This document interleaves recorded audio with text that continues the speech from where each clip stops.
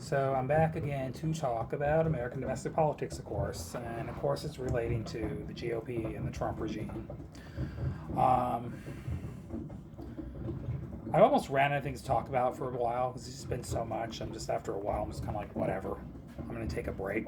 But again, I want to highlight the special elections where Democrats overperformed once again. Um, Even though some seats Republicans held on, it was very narrowly, which is a bad sign for the GOP. I want to highlight some examples of what I mean by that. So, y'all probably seen the special election in Georgia's 14th congressional district, which was Marjorie Taylor Greene's seat, which is one of the most Republican districts in the country for Congress, plus 37 points GOP. The other day, a Republican held on, but they only held on by 12 points. And the numbers showed the Democrat did a 25% overperformance. And that took a good chunk of, they said 9 to 10% of MAGA Trump voters voted for the Democratic candidate, Sean Harris. He won areas that Trump won. And the turnout was actually fairly moderately high. It wasn't super low, like everybody was trying to highlight. Oh, well, special elections always benefit the Democrats. Yeah, they do. There's no denying that, because the higher propensity voters are Democratic voters. But it doesn't explain the swing of 10 to 15 points from Republican voters voting for Democrats. You see the trend here. They're not happy with Donald Trump right now. That includes people that voted for Trump. Newsflash, they're crossing over and voting for Democrats. Okay. Now, they had another special election. They had a Supreme Court election in Wisconsin. So that was the biggest shocker, Georgia, even though it didn't flip, because it was a 25-point overperformance for the Democrats. All right. Georgia.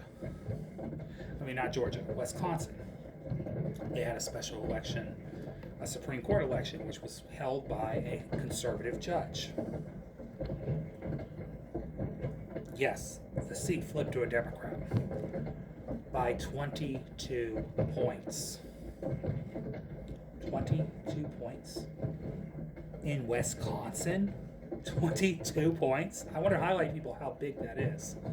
That's a huge magnitude election in a state that's 50-50. So obviously more Democrats voted than Republicans. That's dead obvious, because there's not a 22-point lead for Democrats in Wisconsin. So in a normal election, that wouldn't have been the case. But it's still a big deal, because it shows the mood of the country shifting left. The voters that are most angry are the people that did not vote for Trump. And they're coming out in droves voting. But I want to also highlight additional percentage of voters that voted for the liberal candidate for judge, for state Supreme Court judge. Some of them were former Trump voters. There's a pattern here. So a lot of people want to highlight, oh, it's just Democrats voting. It's not true. Majority of voters coming out and voting are Democrats, yes. They're more excited to vote. And what's happening is a small number of independents that voted for Trump and a very small number of Republicans that voted for Trump are swinging to the Democratic candidates. This is happening all over the country. This is not just one or two elections. This is happening across the board. Okay? One election after another, we've witnessed it. All right. There's 10 to 15% of Trump voters that are voting for Democratic candidates right now. I can highlight and tell you why that's the reason, though. It's not hard to figure out. Because what do people care about? The economy. What do people feel like is not working for them? The economy. They feel Donald Trump has broke his promises. They're mad. And they know the GOP is not going to deliver for them. This is strictly the failure of the GOP. Maybe the Democrats cleaned up their act a little bit too. But they know the Republicans aren't going to deliver the economic goods for them. They also see that Trump's went too far with some of his domestic policies in the sense that he cracked down too much on immigration. People are realizing his immigration policy, or his authoritarian grab, going after people with ICE, has actually hurt the economy. It's hurt international tourism. It's eliminated the workforce that were picking the food in our fields that deliver our food on time to the grocery stores. That's hurting the farmers in the Rust Belt. A lot of them are Republican voters. Okay? The farmers are not getting the economic relief that they're waiting for. All right?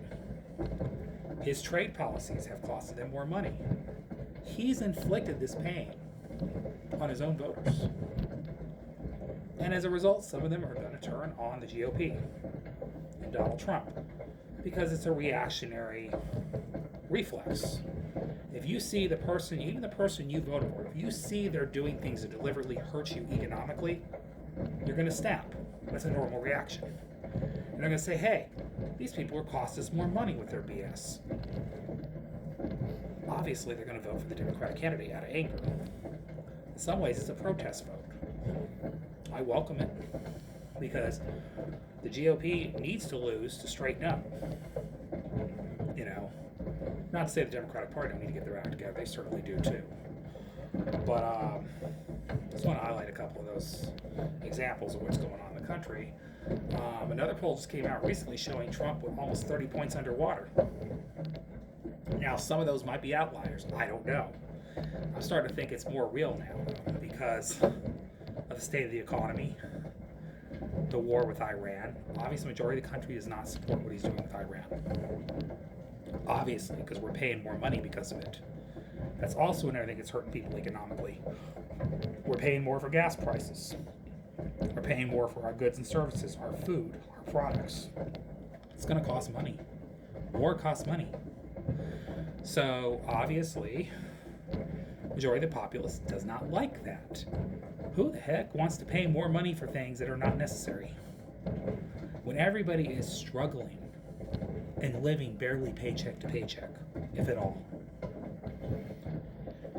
For freak's sake, we are the richest country in the world, and we can't even get our act together as a country. We can't even elect decent people that want to deliver for the public. We can't be a real adults in the room and actually want to fix this system. They are so beholden to forces beyond our grasp that are so powerful that their priorities are so in the clouds, they don't give a crap what regular people are going through, but yet they need your vote. Just remember that.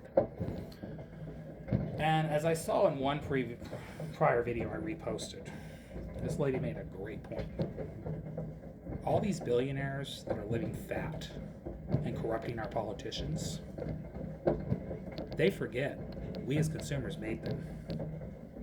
We can take them back because we can choose where we spend our money. We don't have to give our money to these corporations. We can give our money to causes that actually support our values and system. So we choose to spend the money that they're using to funnel and corrupt politicians to give themselves more tax breaks and get to rule the agenda of our country. We choose to allow that as citizens. We don't have to.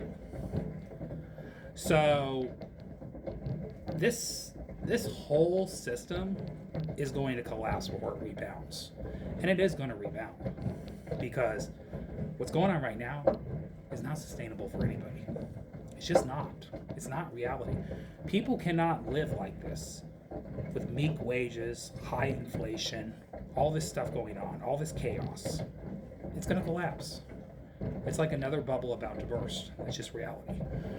So that's all I'm going to say in this video. I'll probably do a second one in a second here, but see y'all later.